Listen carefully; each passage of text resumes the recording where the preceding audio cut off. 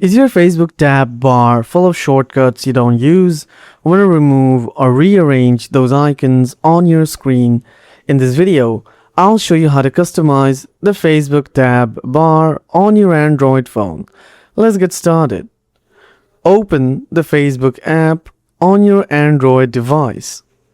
Tap the three-line bars in the top right corner and tap Settings and Privacy.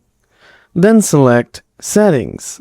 Scroll down and tap Tab Bar. Now tap Customize the bar.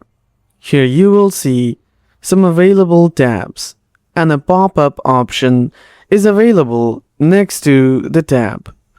After that, tap the Auto option and pin a tab to keep it visible.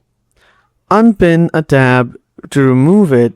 You can also hide them. Turn notification dots on or off. Make the changes you want to make. It applies instantly. Some tabs can't be removed, like Home or Menu. Settings may look slightly different depending on your app version. You can change your tab bar anytime. That's it. Your Facebook tab bar is now customized.